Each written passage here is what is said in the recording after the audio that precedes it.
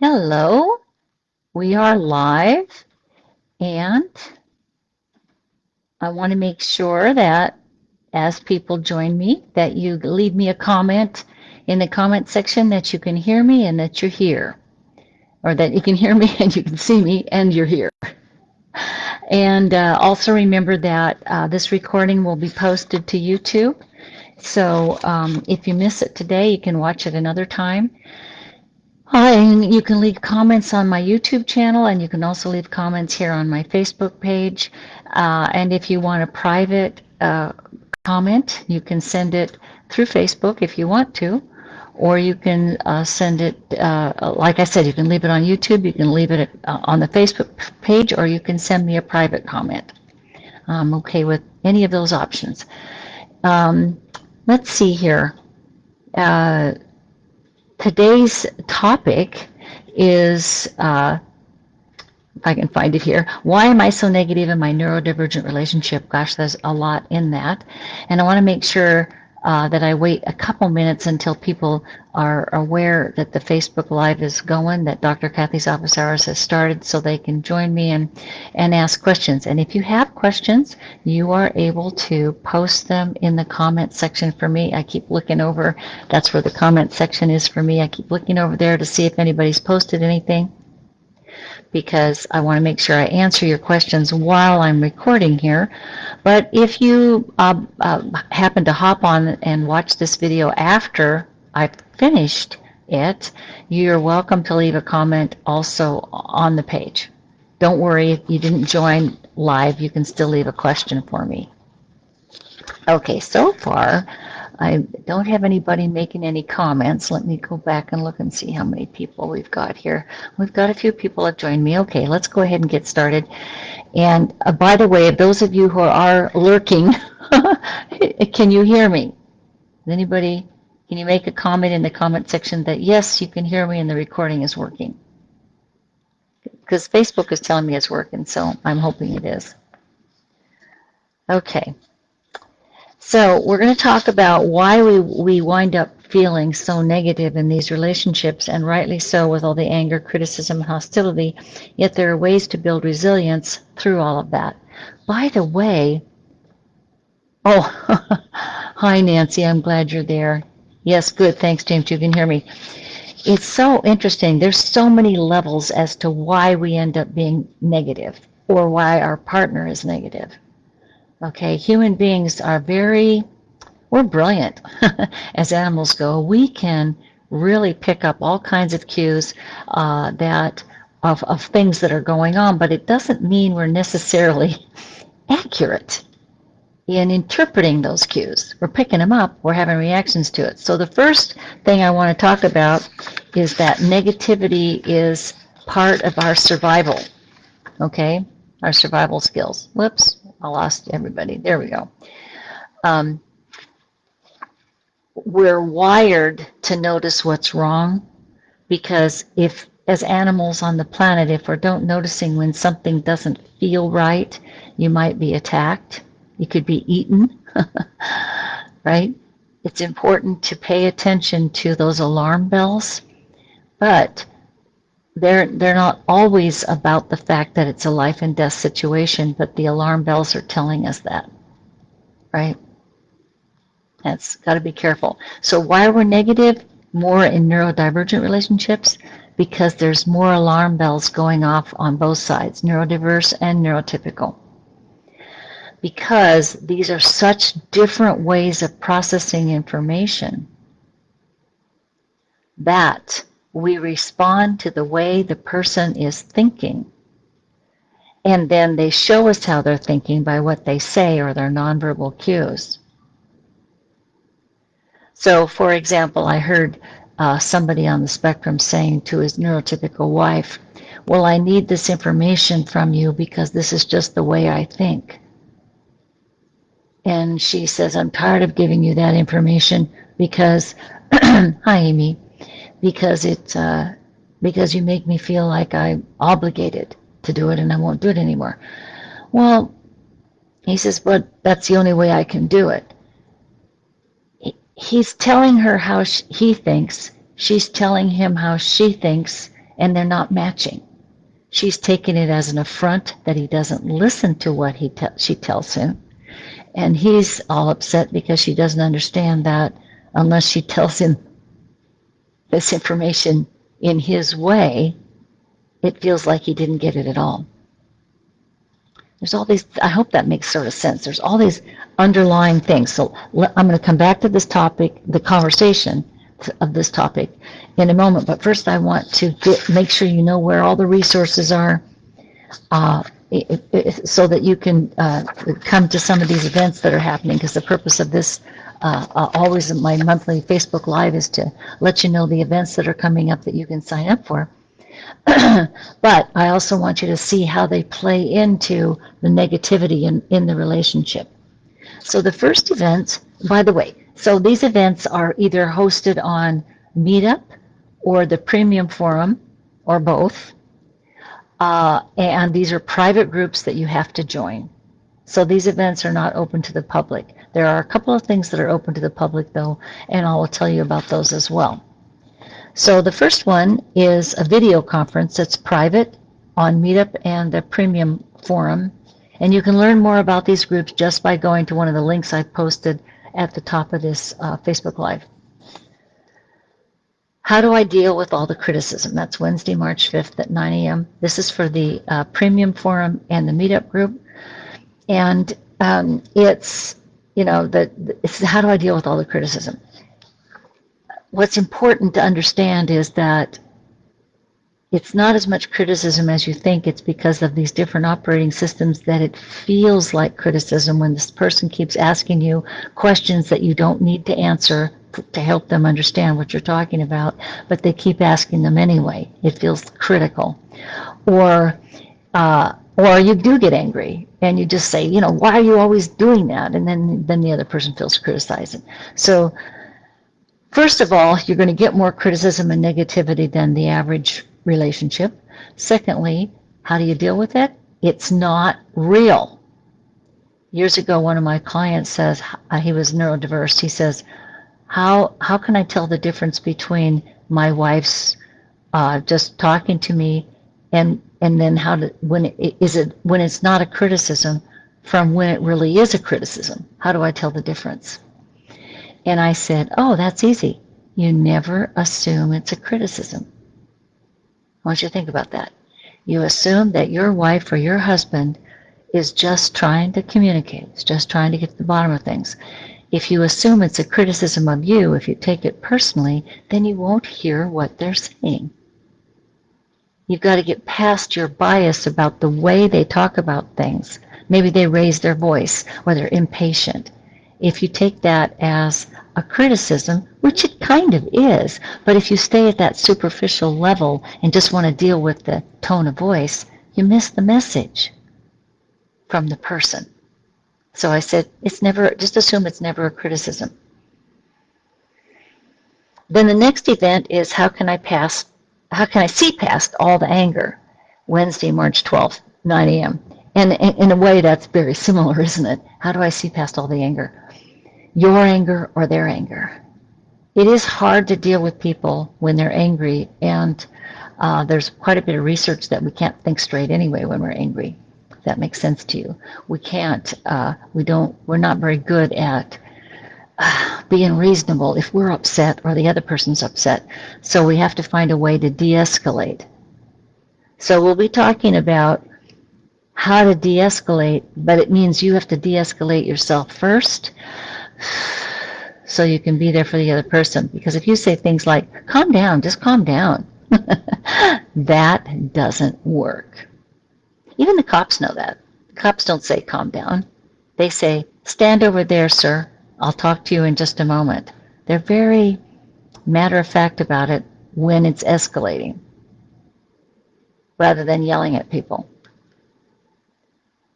Okay, the third event is also a video conference. These are small groups where I do record them for our group members. They go into the Premium Forum, and if you're a Premium Forum member, you get to listen to dozens and dozens and years of audio recordings. I just record the audio, not the video. So you can go back and listen to them. You can talk to people in the community. There's an online community for the Premium Forum where you can talk to other people that are in neurodivergent relationships. So this one is, why am I so contemptuous in my ESD-NT relationship? What do I do? They're all part of that same anger message that what happens with contempt is we're so upset by the other person's behavior, we're angry with them, we eventually start treating them as if they are the cause of the problem. We're contemptuous. You caused this. You caused me to be upset. And yes, we interact, and so we cause these things, but it's not because people necessarily mean to, unless you are really involved with a narcissist, and then probably the only solution for that is to leave. But that's not true for our neurodivergent relationships. These are not relationships with narcissistic people, although we can behave narcissistically, which is the contempt, right? That's not nice.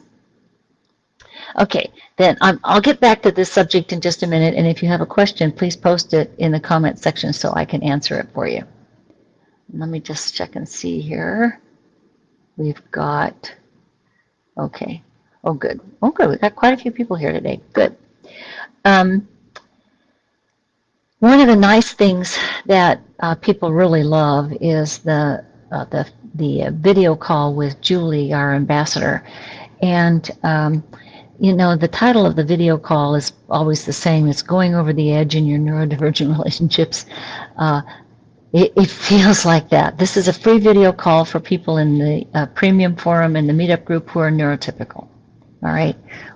The neurotypicals can gather and just ask Julie, how do I use the resources that are available? Because we have a lot of resources. I have online courses. I have books. I have ebooks, Kindles. We have a podcast. We have, these conferences. And soon we're going to have some after parties, and I'll tell you about those in a minute. But also, if you just have some simple questions about what it's like to be part of a group that understands that we're all in these kind of relationships, Julie's a great one to go and chat with. She hosts the Zoom call once a month. It's totally free. It doesn't cost anything if you're members, because it's private. This one is on Thursday, March 6th at 1. So that's coming up, is that 10 days or so. And honestly, you can also text or email Julie in between times, because she's in the Premium Forum and you can ask her questions there directly if you want to. She's been a member of this group for many, many years, and she does a terrific job of helping people navigate how do you get help. Then there's another recorded live call that I record, and it's for the course members only. This is Asperger's Syndrome and Relationship course, a video course that you can sign up for with your partner. So you don't have to, you can take it by yourself, but it's a course. I have other courses too. I have courses for therapists and work groups and things like that, but this particular course is for how to work in a neurodivergent relationship, but you're in that webinar with both neurodiverse and neurotypicals, whereas with the Premium Forum and the Meetup groups, the groups aren't mixed. This Facebook Live is mixed. Generally, we have a lot of people on the spectrum as well as neurotypicals listening in, because everybody wants to learn how to do this better, right? Okay, so this one is a once-a-month webinar that I offer to people who are taking the course.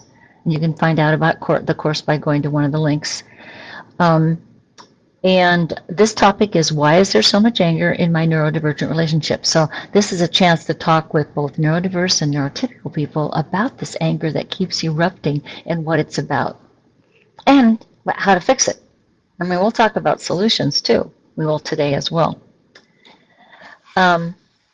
And then, let's see here. I think we've changed this, so I want to make sure it looks like it's, Okay, so on March 20th, um, we'll be doing an after party. It's probably listed as a teleconference on the schedule. We used to do teleconferences, but I've sort of been winding those down because they aren't as interactive. Whereas, oh, thank you, Amy. I'll get to your question in just a second. The teleconference is now going to be a podcast on this topic of why am I so negative in my neurodivergent relationship. And then the podcast is recorded. You can go watch it on YouTube or stream it on your any of your podcast channels. I'm on there now. I've got 2 years worth of podcasts, so I think there's like, I don't know, 40 podcasts up. So you can listen to that and then sign up for the after party. The after party is where you've already listened to the podcast, you have some questions, it's made you think, and you want to talk to other people about that topic, as opposed to coming to the topic without any background on it.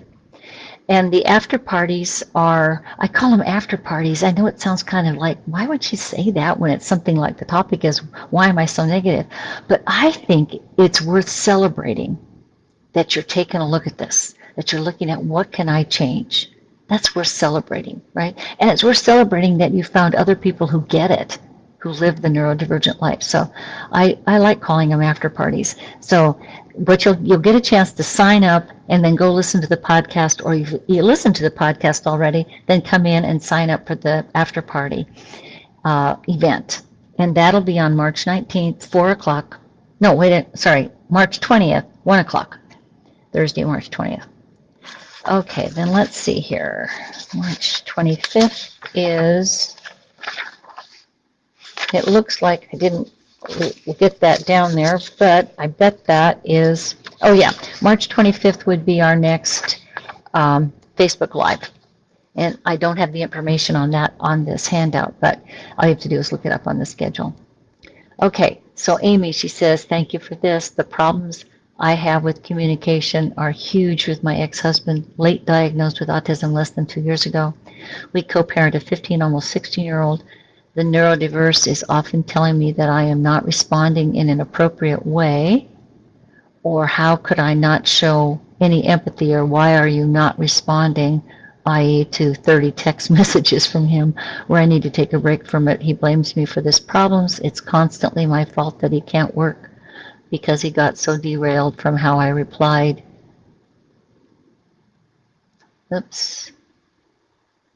To him about something. He calls me names and calls me abusive and then says he needs my help. How to deal with this? I try to reply like yes, and it rarely is successful. That's the mistake. Don't reply the way he asks. He's not asking. He's telling you. That's different. So it seems kind of odd, but she's described this. She says her ex has been diagnosed, so let's just kind of talk with that transactional approach that he's using to talk about that. What he's doing is he's identifying a black and white, if this, then this, causal relationship. Because you are like this, I feel this way. Because you made that decision, I'm stuck. Because you're not responding to my texts, I don't have the help I need. That's cause and effect logic. It's not necessarily the truth. So, we've got to de-escalate, because what Amy's talking about is it's so demoralizing, it's so tiring dealing with this. So first we de-escalate, and I don't blame her for not responding. It's like I can't respond to 30 texts. But I want you, and this sounds bad, but I want you to think about your kids. Right? Especially when they're teenagers. She's got a teenager, but also younger ones. When they ramp it up and ramp it up and ramp it up. I know what my dad used to say. When I'd start ramping up something that I really wanted, I asked him once, and he'd say, well, let me think about it. And then I'd ask him again. And by the third ask, he'd say, okay, listen, I said I'd think about it, but if you ask me again, the answer is no. It's like, my approach was not going to work, and my father helped me see that. Now, it's not so easy to do with an adult, I got that. But the idea is to say I'm not going to engage with right and wrong, black and white, yes or no, it's your way or the highway approach. I won't participate. Now, it's harder because you've got a child in common, right? So you're trying to figure out what to do here. Whew, take a deep breath. Don't defend yourself. You don't need to. You can even say, this is a good technique, you can even agree with the cause and effect logic. You can even say, if you didn't have to deal with me, life would be so much easier for you and our daughter. If I was out of the picture entirely, there'd just be one parent taking care of things, but there's two of us. So I have to say that this approach isn't going to work for me. But I agree. If I would just answer all your questions, I'm sure it feels like you would have what you needed to take care of this. Does that make sense? He's going down a path that isn't going to work. He can ask you dozens of questions or send you all kinds of texts. It's not going to work. But if you say this isn't going to work right away, he doesn't know what to do with that. Instead, you kind of agree with it. You go, yeah, it's probably true. We parent so differently that, I don't know, we might never be on the same page with our daughter. It's a good thing we both love her. So you switch to something he can agree with. Now, he may come after you over and over again and say, well, if you would just do what I'm telling you to do, it would work better. They can say things like that. And you can say, well, good luck making that happen. We're divorced because I don't do things the way you want me to. You've always got an answer. That I don't have to be pulled into the gaslighting, the black and white cause-effect logic. I hope that makes sense. On the fly, it's a quick answer. Oh, and I want to point out that, she says, I try to reply like he asks, and it rarely is successful. Right, because he's asking the wrong questions. He's asking the questions to be in control, not to get information. That's the reason it makes her mad. That's the reason it hurts her feelings. All right, because he's asking questions that are not relevant. She could say, I wish that those answers would solve the problem for us, but this is the reason we're divorced. And she says, he'll yell that I must make it work. I must communicate in a way that works for him. He says, I gaslight. Okay, right. It's transactional. He's not actually trying to gaslight you, Amy, but he fully believes that if you would just fix it for him, he wouldn't be upset. And so here's the rub. The highly empathic person often is dragged into these kind of arguments because he or she is trying so much to fix it, to make it work for both people. I meant to write that note down to myself, in the interactive person. Right? The interactive person is looking for a win-win solution. Amy's looking for, in fact, she's looking for a win-win-win. She's looking for a solution that works for him, their daughter, and herself. And so she keeps trying.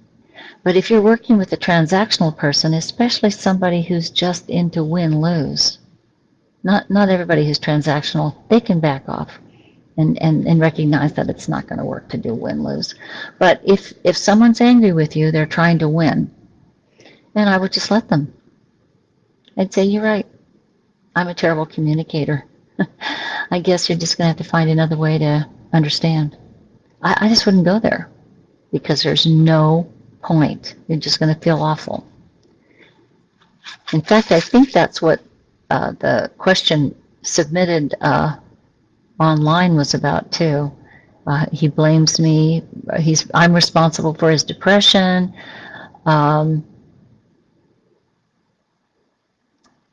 He doesn't want any changes in our relationship. Doesn't understand why I have a difficult time accepting, all kinds of things. So that's another.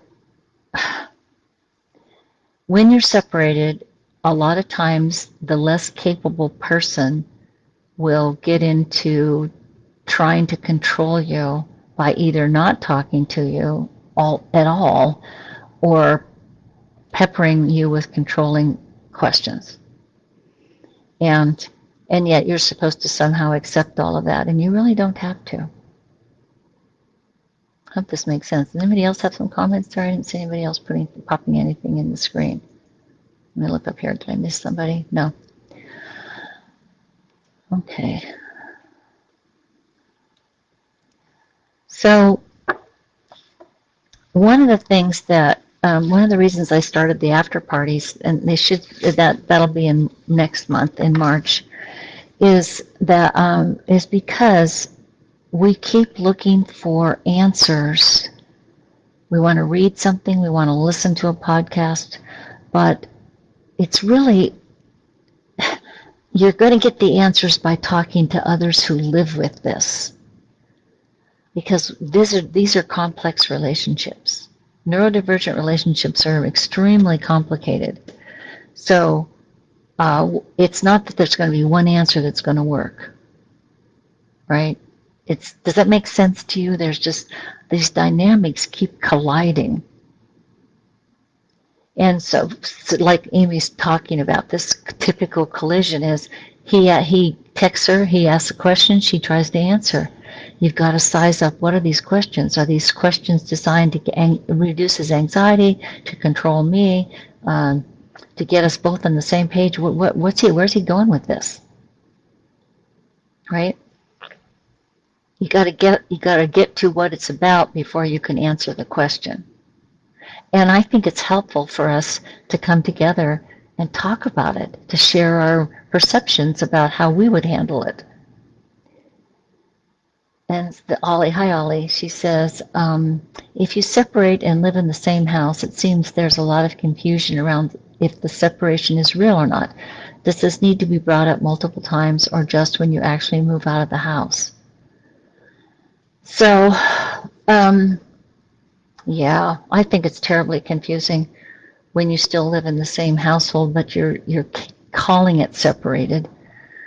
Sometimes people do this. A lot of times they do it just simply because there's this, there's the financial obligations, and there's trying to take care of children, and just lots of different things that people are, trying to separate gracefully.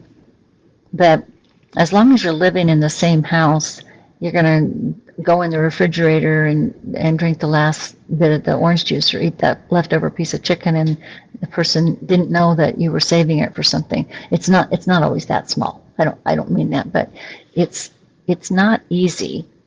But I like her question is, do I need to actually move out of the house, or do I need to bring it up a lot that we're really separated?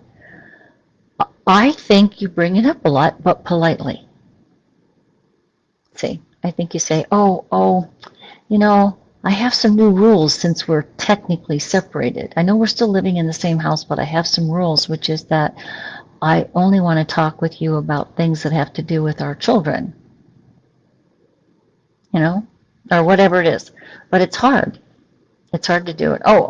If you think about it, after years of being married and being partners, it's hard to, in fact, I was talking to a guy the other day, and he said he was over picking up, or he was picking up one of the kids from his wife's house, his ex-wife's house, and he noticed that she had just purchased a bag of diapers, and they were in the hatchback. He could see them, and he forgot to bring diapers with him. So he opened up her hatchback and grabbed a couple of diapers out of her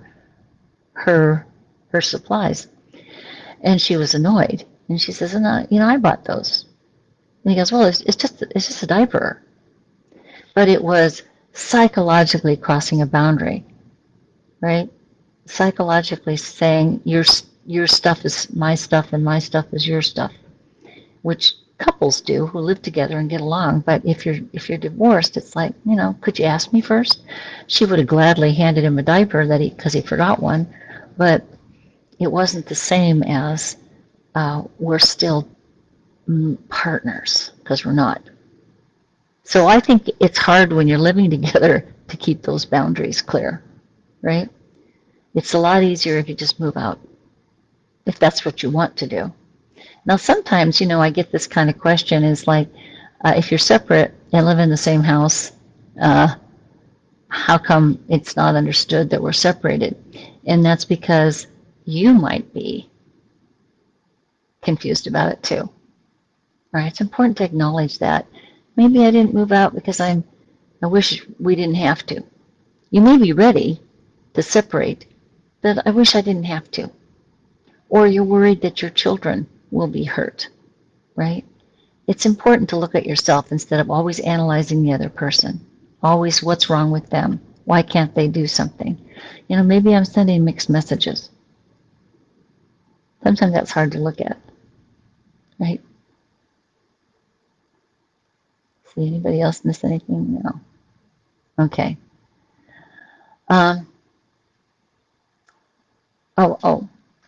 Amy also said if I bring up only talking about our child and co-parenting, he'll still bring up all of his emotional problems to me and say it is because I want him to be well for the sake of our son. It's so primitive, isn't it, Amy? It's very immature.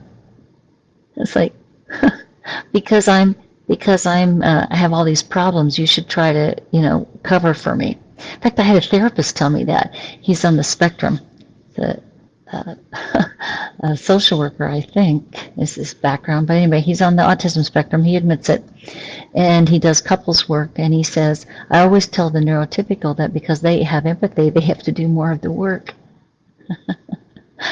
It's like he lets the autistic person off the hook. And that's not okay. Oh, and that's why I like this new concept. It's not even the topic here, but I've been reading posts on one of my old blogs from 2021, and a couple of people that are on the spectrum are really validating what we're talking about here. In fact, one of them said something like, I didn't realize how obnoxious I was, how self-absorbed. He's on the spectrum, and he said, I didn't realize how obnoxious I was, until I started understanding more about my disorder, and I've been working on it. I've been, trying to improve myself. And he said, anybody who's autistic and doesn't think they have work to do is nuts. So that's cool. And then the other person was also saying something similar. It's like, this makes so much sense to me to understand that I have a delay when it comes to empathy. He says, I kind of resent that there's only two types of empathy sensitive and empathy blind. Empathy triad sensitive is what I call it. Empathy, context, and conversation. But it feels, he describes this, I can understand how it feels like I don't have empathy because I might be sensitive and care, but if it doesn't show, or I ask a series of 30 texts and that's supposed to be accepted, what the heck? So what he went on to say was, he says, okay, look, I know I have to do all this work, and I'm willing to do it because my wife is patient and loving and holds me accountable, right? That's what we're talking about. Is holding the other person accountable from all that silly black and white gaslighting stuff, and holding ourselves accountable. He said, I don't think I'm empathy triad blind. I'm definitely not empathy triad sensitive. I'm not an empathic person. He said, but I'm empathy triad engaged. And empathy triad engaged. What he means is, I'm making an effort at this. I realize I'm not good at it, but I'm making an effort and I want to do that. And I might not get something that my wife is telling me until a week later, but I'm trying. That's very mature. Okay, let me get over here to see. I missed some comments here. Well, let's see. Right. So yeah, so Ollie says, yeah, all those fears. Oh dear, all these things I have to worry about if we really separate. Amy, divorced 10 years. Yes, because he is unmasking and it's all new. So yes, one of the reasons that you're being treated, that's really important. There's this pendulum. It's like when we finally come to terms with who we are. Let's take the autistic ex-spouse. When he finally says, I'm no longer going to pretend to be normal. I'm not going to mask anymore. Then I can just take it out on the person that I'm divorced from, or like these other two guys, they're saying, you know what, I don't want to take it out on my wife. It's me. I've got to work on me. She's got to work on her. You're all here working on you. It's not like you're not going to work on yourself. But if you have a partner or a former partner who just wants to blame, it's really tough. And Jennifer says, I'm listening. I'm not sure what that means. Amy, toxic and abusive, but calls me the same and says I am not empathetic. I try to be empathetic, and he says not to him. Okay, you are empathetic, but you're not getting him, is what he means. And it might be true. You're not getting how paralyzed he is without you, even after 10 years. Right? You were the one who made him feel safe, and then you left. Or he left. It doesn't really matter who moved out. The point is that you're not taking care of him anymore. And I would confront that. I'd say, it's not my job to take care of you, and I understand that you feel bad about it. But it's not even my job to understand you. That's your job. Right? How do we help anybody if we keep carrying them emotionally? This therapist can help him. I don't try to carry people, but I'm available to talk. Okay, Jenny, she says, what if he gets angry about seeking understanding and help? He might also have bipolar. He's currently changing behavior but not getting deep help. Do I just stick to my boundaries and go from there? Separation is on the table. Yes, you stick to your boundaries. Absolutely. Never allow abuse. Never allow that immature, dysfunctional behavior. You don't have to fight with them about it. You can go, oh, okay, I guess it's time for me to go home now. Oh, darn, I'm late for an important informal date I have with my girlfriend. Whatever, anything, do not engage when they fall apart like that. You know, but I get it, how hard it is to wait and wait and wait for the other person to stop blaming you, to get on with the work they need to do. It's hard. Yeah, she said separation is on the table, meaning that it's serious, but for whatever reason, he's not taking it as seriously as she is. He doesn't know that she really could be gone forever. Yeah, he says that I'm the one gaslighting him. Well, in a way, I want you to get that. You're being blamed for probably making the kind of mistakes that I'm telling you not to make. You keep trying to negotiate. You keep trying to be helpful and understanding. And you really need to say, if you you won't be gaslighting. That's kind of gaslighting when you can't really solve it.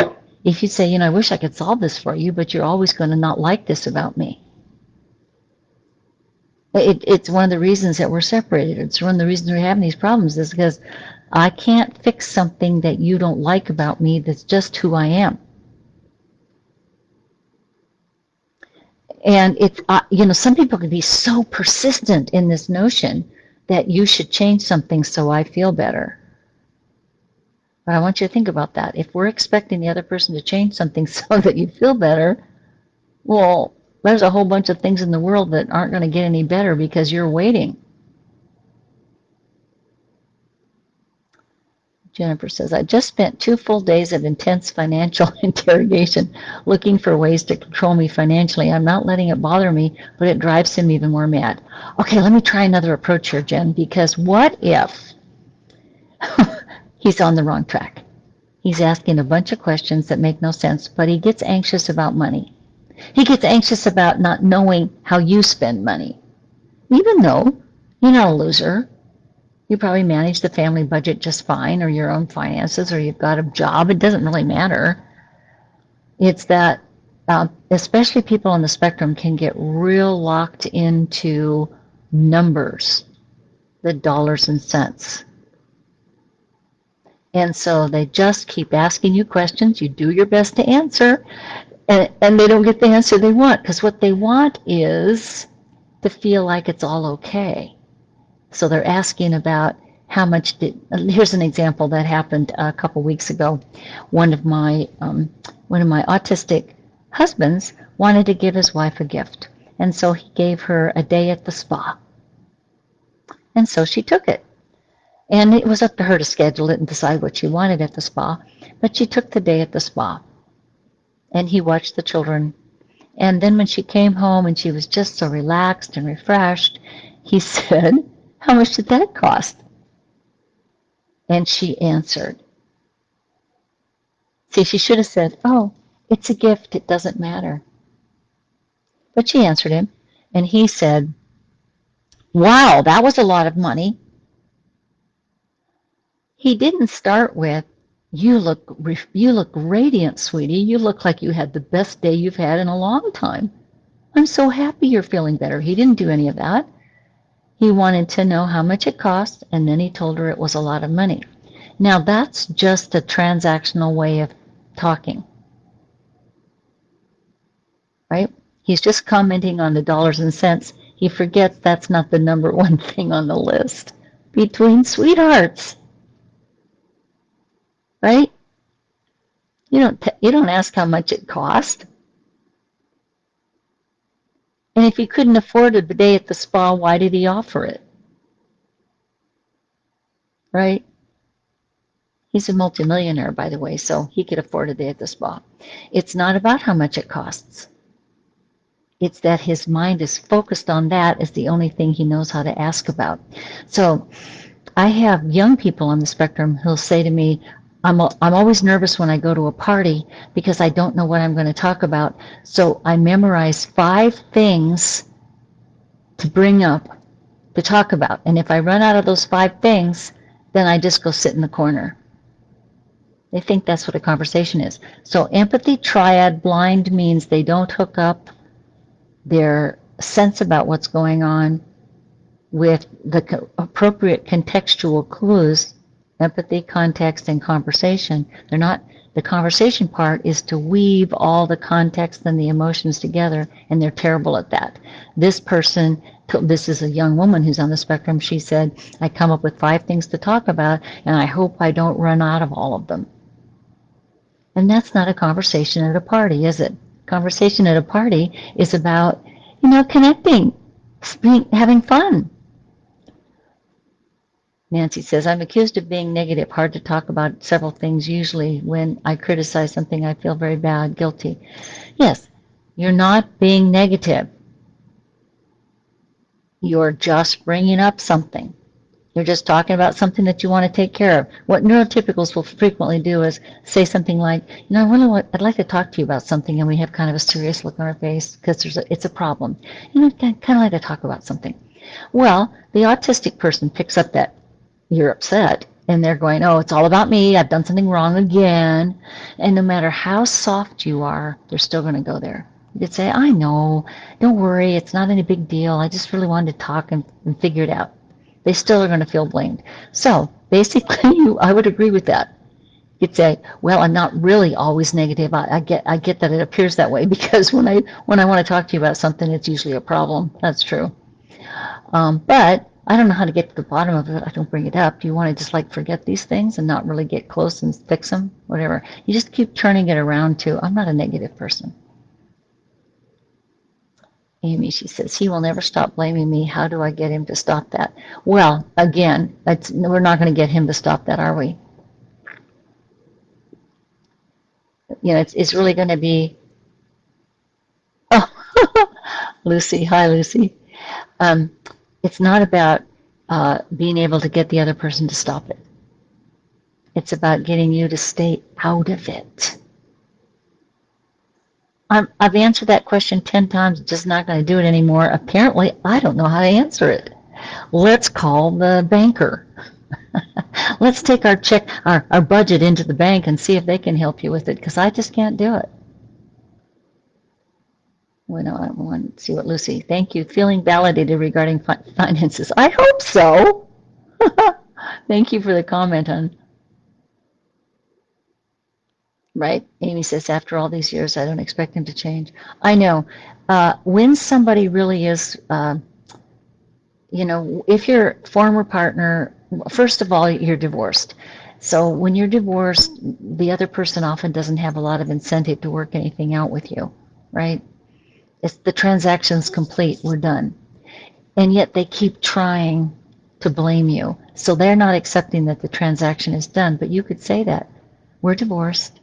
I'm not going to change. You're not going to change. So you can ask me all these questions and you're still going to be unsatisfied.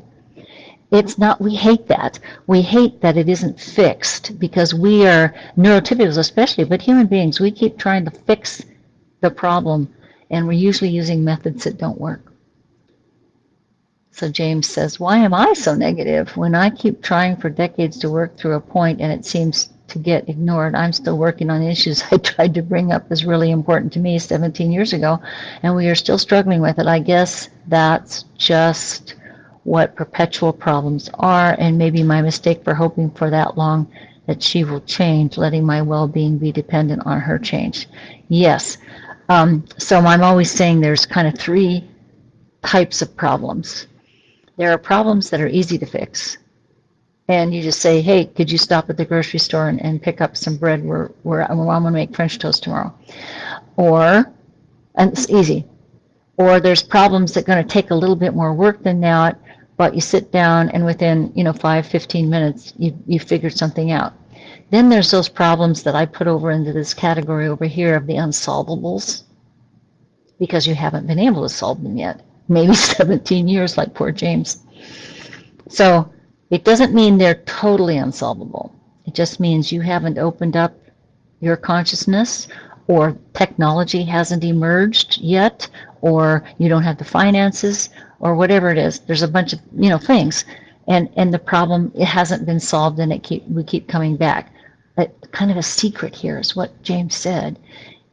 These are problems that he wanted to solve, not necessarily his spouse, right? He says, I'm still working on issues I tried bringing up as really important to me 17 years ago, important to me. So what he's saying is that I wish I was more important to her, not the problem. I wish that she wanted to talk with me, even if we don't have a solution. In fact, that's what this man said years ago. When he was celebrating his 50th wedding anniversary, and people said, gosh, did you two ever have arguments? Because they get along really well. And he said, oh, sure, we've had arguments. And they said, well, shoot, how do you solve them? After 50 years, you must have some good tips on how to solve those arguments. And he said, oh, yeah, the best thing we ever found out is that sometimes she gets her way and sometimes I get mine. Right? He just stripped away that this is painful for me. Just went, we're going to have arguments. Sometimes I win, sometimes she wins, sometimes it doesn't go anywhere. Because most of the time it isn't life and death. So I think the last part where he says, letting my well-being be dependent on her change. If you let yourself feel bad because the other person isn't doing what you want, you're making the problem bigger than it is. It might be that there's a whole bunch of things that are so different about the two of you, that what are the two of you doing together. But a lot of times we wish that something could be the way we would like it to be, but it's something I can't have. Like maybe you wanted to be a movie star, right? But you didn't pursue that path. Or a rock star, right? Or maybe you wanted to get a graduate degree and you never did that. Or maybe you just wanted to go to college like your friends, but you decided that you were doing pretty good on your own. And you have done pretty good on your own. Let's see, I don't want to miss anybody. So what this means is the way we get out of that negativity is we just realize that it's normal. Okay, it's normal to be alarmed when somebody's doing something or sending you 10 texts. It's alarming to see that this person that you love and you've committed a lifetime to is probably very different than you realized. When you wake up to who they really are, you go, I guess there's more to each of us than we realized when we were 22 and dating and deciding to get married. Does that make sense? It's not easy doing these relationships over a lifetime. Human beings we're capable of continuing to grow and change and learn things. Right? We're capable of becoming totally transformed in a lifetime. So that's what your goal is, okay, is to transform yourself. So what was the question was, let me get back here and make sure I'm looking at it. Right.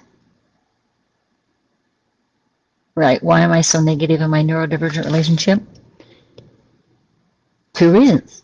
One is it's a complex relationship, much more complex than many.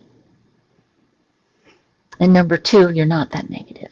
You're just getting alarmed by the differences. You're not negative innately, but you're responding to those differences with distress as opposed to saying, oh, we're really different. We're not going to get anywhere today. And then you might get somewhere tomorrow. That's the hope. All right. Take care, everybody. Got to go. But if you have more questions, go ahead and post them for me, and I'm happy to answer them. And I do hope you come to one of our after parties. They're on the schedule, too. Go to my podcast channel. It's on lots of different websites. You can find it. And start listening to some of the podcasts, and then come to one of the after parties, and we'll talk about that topic. Okay. Take care, everybody.